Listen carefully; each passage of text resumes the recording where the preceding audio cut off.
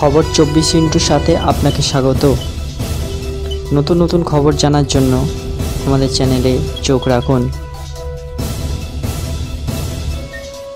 নমস্কার দর্শক বন্ধুরা, খবর 24 সাথে আপনাকে স্বাগত।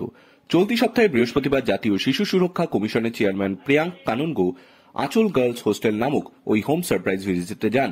হোমের রেজিস্টারে তিনি দেখতে পান 68 জন কিশোরীর নাম উল্লেখ থাকলেও উধাও 26 জন কিশোরী। ভারতীয় শিশু সুরক্ষা কমিশনের হস্তক্ষেপের পরই কামাল 24 ঘন্টার মধ্যে খোঁজ পাওয়া গেল 26 নিখোঁজ কিশোরীর। মধ্যপ্রদেশের ভোপালের একটি হোম থেকে গায়েব হয়ে গিয়েছিল 26 কিশোরী। শিশু সুরক্ষা কমিশনের বিষয়টি সামনে আনতেই শোরগোল পড়ে যায়।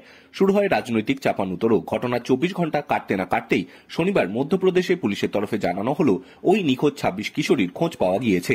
সাসপেন্ড করা হয়েছে চাইল্ড ডেভেলপমেন্ট প্রজেক্টের 2 অফিসারকে, শোকজ নোটিশ দেওয়া হয়েছে আরও 2 আধিকারিককে।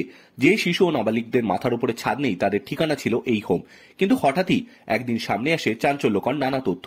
হোমের তরফে দাবি করা হয়েছিল বিভিন্ন রাজ্যের মোট 68 জন কিশোরী বসবাস করে এই হোমে।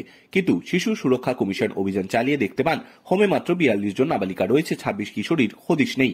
এরপরই পুলিশে অভিযোগ জানানো হয়। নিখোঁজ কিশোরীদের খোঁজে শুরু হয় তল্লাশি অভিযান। শনিবার পুলিশের তরফে জানানো হয় নিখোঁজ 26 জন কিশোরীর খোঁজ মিলেছে। 10 কিশোরী আদমপুর চাউনি এলাকা থেকে উদ্ধার করা হয়েছে। 13 জন কিশোরী এক বস্তিতে ছিল এবং 2 জনকে টপনগর থেকে উদ্ধার করা হয়। উদ্ধার হওয়া কিশোরীরা গুজরাট, ঝাড়খণ্ড, ধারকাট ও মধ্যপ্রদেশের বিভিন্ন জেলার বাসিন্দা।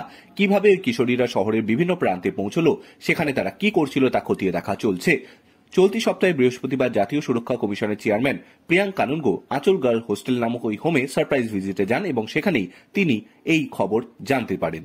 ব্যুরো রিপোর্ট, খবর 24 ইন্টু 7।